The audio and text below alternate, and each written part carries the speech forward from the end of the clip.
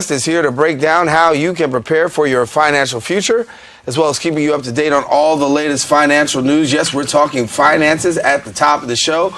We welcome America's Money Answers man and author of Master Your Debt, Jordan Goodman. Welcome. And, great to be with you again, Darren. And we got you at the top of the show because everybody is talking finances, and particularly this time of the year. You got graduation, and some parents are breathing a sigh of relief, and some students are not breathing a sigh of relief because 'tis the season for getting ready to pay that college. And hopefully they're going to get some jobs. Something over 50% of the people graduating this year are going to go back and live at home.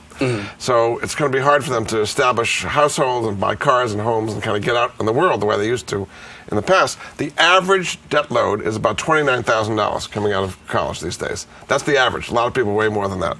So the overall is about $1.3 trillion in student loan debt. It's by far the fastest growing amount of debt out there. So it's a real burden for an awful lot of people. So one thing they can do, if they got a lot of different loans at different interest rates all over the place, is they can consolidate it into one at the lowest possible interest rate. That can save them a little bit of money anyway.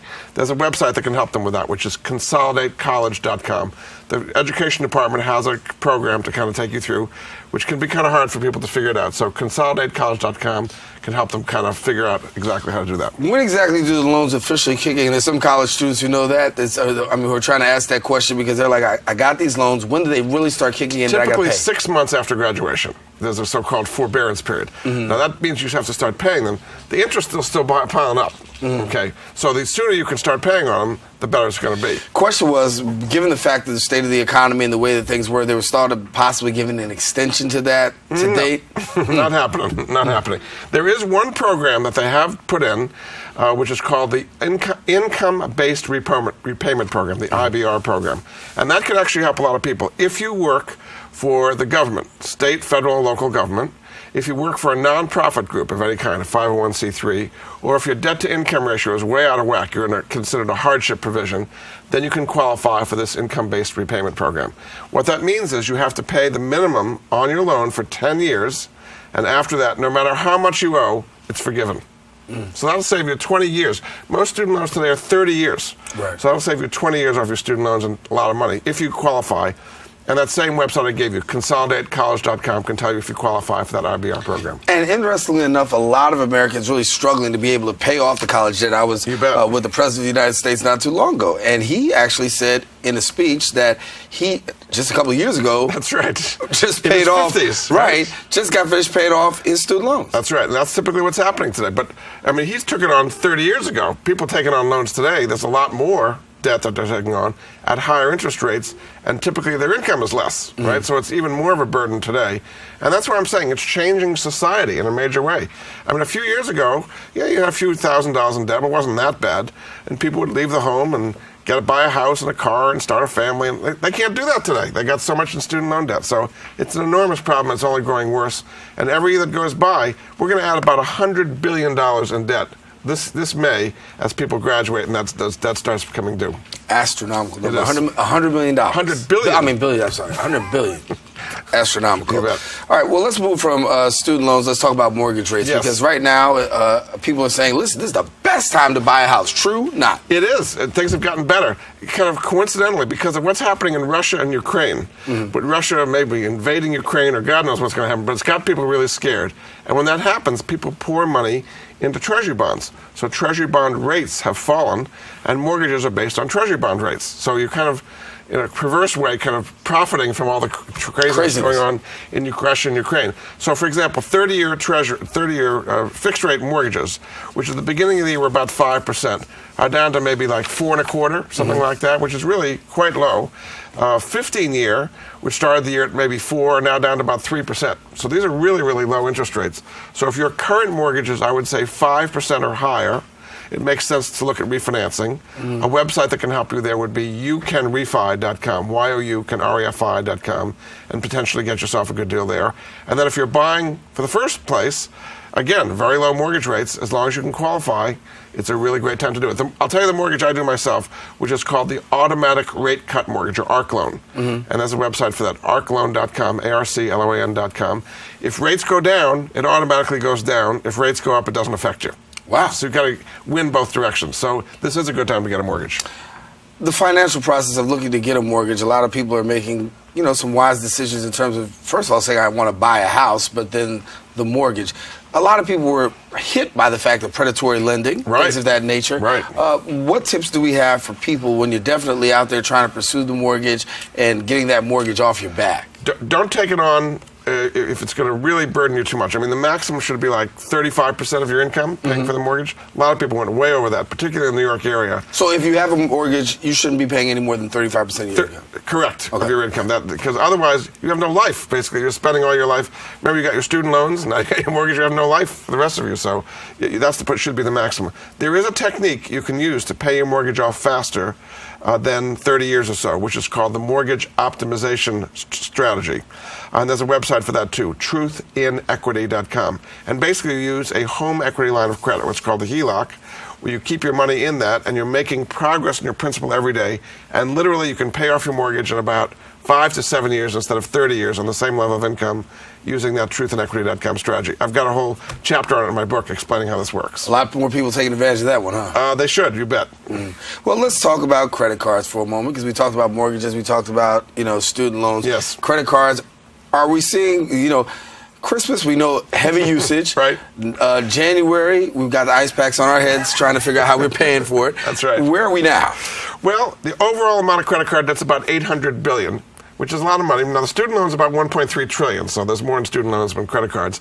In general, people are being a little bit more conservative with credit cards, but still, there's a lot of people caught in this kind of trap, at this treadmill, where you pay these very high rates, you make the minimum payment, and you're making almost no progress in the principal whatsoever.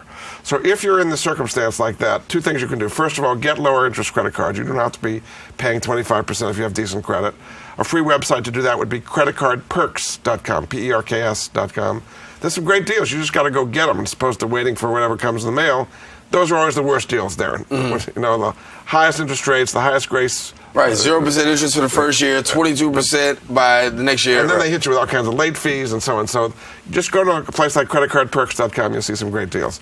Then if you really are piled under and you've got a lot of credit card debt at very high rates, go to a non-profit credit counseling place. They will get you deals you can't get on your own, 6-7%, something like that. You'll combine all your debts into one payment at a lower rate and help you get out of debt much quicker than you ever can on your own. My favorite place there is called Cambridge Credit Counseling, national firm. Their website, cambridgecredit.org. Again, they're a nonprofit. They have deals with Chase and Wells Fargo and Bank of America and Citibank you can't possibly get on your own. So you make one payment a month, and in 2, 3, 4 years, depending on how the numbers work out, you can get out of debt completely, and it's considered a neutral on your credit score. It's not going to hurt your credit. Over time, getting out of debt is what's going to help your credit. Secure credit cards, people feel a certain way about them. Are they good, positive, negative for your credit? If you have to reestablish your credit because you've had some trouble, you've had some late payments or something, then yes, a secured credit card is a way of reestablishing your credit. You put aside a certain amount of money, like $1,000, they'll give you a $1,000 credit line, and if you don't make your payment, they've already got your money, so they'll take it right there. So that's why they're secured. After about a year or so of paying on a secured card, and you've been paying on time, then you can kind of graduate to an unsecured card. That's kind of the way it works. There's a listing of those secured cards, by the way, at that creditcardperks.com. So we want people to take advantage of that information. What are the biggest mistakes that people make when it comes to the whole thing about credit card debt? Getting into a kind of a cycle of thinking they're going to get out of it, and they borrow they borrow from Peter to pay Paul, and then both of them want to get paid, and it gets really trouble. The minimums in many cases have gone up on credit cards. It used to be like 1.5% of the outstanding balance. Now in some cases it's like 5% of the outstanding balance. And if you don't make that minimum payment, then your interest rate soars, and you have a late fee, and they really pound you pretty hard. So kind of getting into a treadmill, thinking it's going to get better, you really don't want to do that at all, because it hurts your credit, makes it worse, and a lot of people feel trapped. That's why something like nonprofit consumer credit counseling can help people. Nobody else is trying to help you when you're in a situation like that. Biggest mistake mortgage lendees make? Taking on more debt than they can. While we're at it, honey, let's add another room to the house, with that kind of thing. Just buy what you need, and if you need to grow later, then get something bigger. Don't take on a bigger house than you really can afford. A lot of people take on a bigger mortgage than they can, and then they're just living for their mortgage company, basically. So you want to have a life as well as a house. And then the biggest challenge, student loan. Paying them off sooner rather than later. I mean, this is hanging over people for 30 years in many cases. Getting them consolidated, as we talked about, and again, not taking on as much student loan debt. People undergraduate, $29,000. And if you go to graduate school, I mean, medical school is easily $300,000, something like that. If that's all debt, it's going to take you a long time to pay that off. It's an enormous burden. And in terms of like getting a break, because some college students are like, listen, can I get a break? I hear about that there's this, amnesty. There is no amnesty. No amnesty. Well, I mean, I did talk about the IBR program. That's a form of amnesty. But that's about the best it's going to get. That's about the best. You pay on 10 years, and then you get 20 years off if you fit those criteria. But no, amnesty does not exist. Student loan debt is not dischargeable in bankruptcy. Okay? So they changed the law in 2005. So you could go to your grave, and you wouldn't get rid of your student loan debt or your IRS debt. Everything else can be discharged. But you can't get, if you're late, if you're delinquent, they just really hit you hard. Your rate goes from 5% to 18%. Late fees, they start calling you every day. It's not fun to be behind on your student loans. That's right. Best advice you can give, pay your bills. That's exactly it. Jordan Goodman, thank you so much for coming and sharing with us.